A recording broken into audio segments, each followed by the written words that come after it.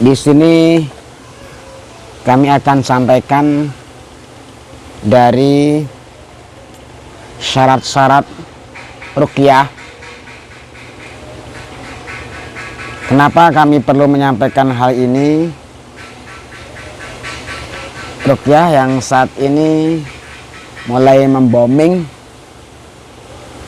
tentunya harus disertai dengan beberapa keilmuan, sehingga di kitab Fathul Quran sedikit menyinggung Bismillahirrahmanirrahim, wa idza taqarrara anna ruqyah masyru'atun fa innama huna nushiru ila syuruti al-wajib tawfurha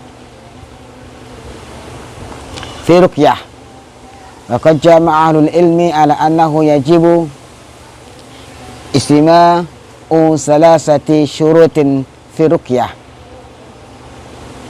Ketika ruqyah itu disyariatkan dan kami bermaksud untuk memberikan isyarah dari beberapa syarat yang seyogjanya dipenuhi.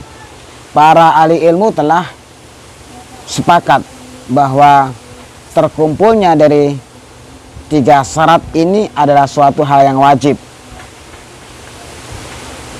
1. Antakuna arqya bi kalamillahi tabaraka wa ta'ala au bi asma'ihi wa bi sifatihi. Ruqyah hendaknya menggunakan kalam atau langsung dengan Al-Quran atau dengan sifat-sifatnya Allah atau melalui dari asma-asma Allah. Ini mafhum, menggunakan ayat dari Al-Quran, menggunakan surah dari Al-Quran, menggunakan sifat-sifat Allah, menggunakan asma-asma Allah. Asani antakuna ar-ruqyah bil lughatil arabiyah aw bima yu'rafu ma'nahu min ghairiha. Nomor 2, ruqyah seyogjanya menggunakan bahasa Arab atau dengan kata-kata yang telah maklum atau diketahui maknanya. Boleh tidak menggunakan Al-Quran, boleh tidak menggunakan hadis, tetapi menggunakan ungkapan-ungkapan atau perkataan yang maknanya sudah maklum daripada yang lainnya. Ketiga, Allah ya'taqida ar-raqi anna ruqya tu'athiru bidzatiha bal biiradatillahi tabaraka wa ta'ala wa bi'idnihi. Syarat ruqyah hendaknya seorang raqi, seorang peruqyah, bahwasanya dia tidak boleh meyakini bahwa ruqyah itu memberikan pengaruh secara zatnya, akan tetapi pengaruh itu atas kehendak Allah Ta'ala dan atas izin Allah Subhanahu wa Ta'ala. Waqad adhafa ba'du alil ilmi syuratul ukhra yajibu tawafuruha fil ruqyah warraqi. Sebagian dari ahli ilmu yang membidangi hal ini mengajukan syarat yang lain yang harus dipenuhi dalam proses ruqyah atau harus dipenuhi oleh seorang raqi. Apa itu? Surut al-ula alla takuna ar-ruqyah syirkiyatan atau syihriyatan. Ruqyah tidak diperkenankan dengan menggunakan pekerjaan atau ungkapan yang mengandung kesyirikan atau mengandung kata-kata sihir. Ats-tsaniyah alla takuna ar-ruqyah min arafin aw sahirin aw kahinin linahyihi sallallahu alaihi wasallam an ithyani haula'i wa su'alihim. Tidak boleh ruqyah itu dari orang yang tukar ramal, tukang reka. Tidak boleh raqi itu menjadi seorang pensihir. Tidak boleh raqi itu menjadi orang yang suka terka-terka nasib. Ini yang penting sekali yang harus kita ketahui. Hendaknya peruqyah tidak mengeluarkan kata-kata yang bersifat menakut-nakuti yang tanpa atas dasar.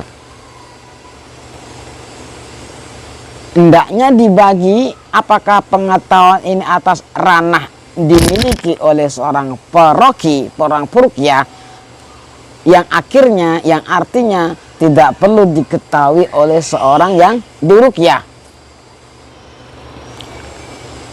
Seorang peruqyah tidak boleh sok tahu, sok begini-begini, apalagi ada muatan menakut-nakuti pada kliennya, sehingga kliennya yang pada dasarnya psikologisnya masih enjoy.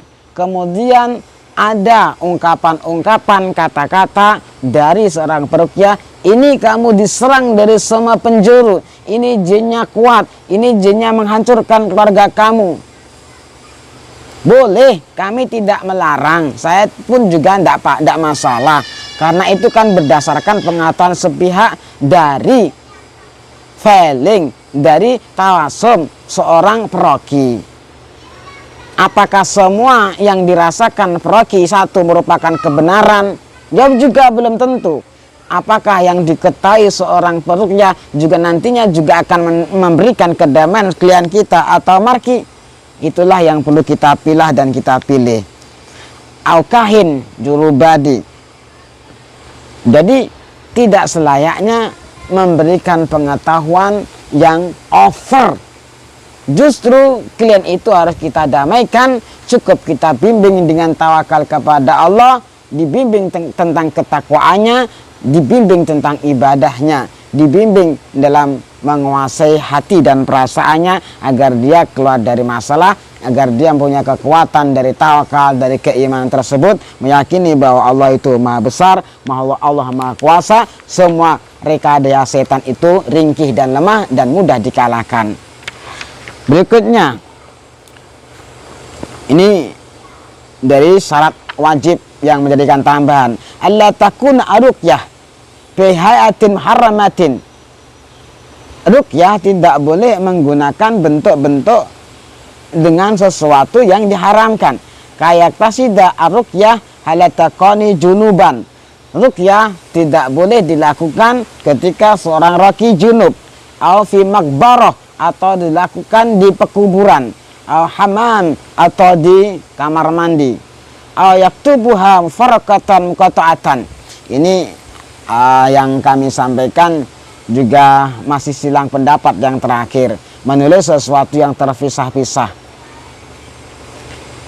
Au halan nadrihi bin nujum, atau ketika meruqyah itu menggunakan ilmu perlintangan dan lain sebagainya, atau tulisan-tulisan yang semua digubrati, dilumuri dengan najis, atau dalam ritualnya membuka aurat atau dan lain sebagainya.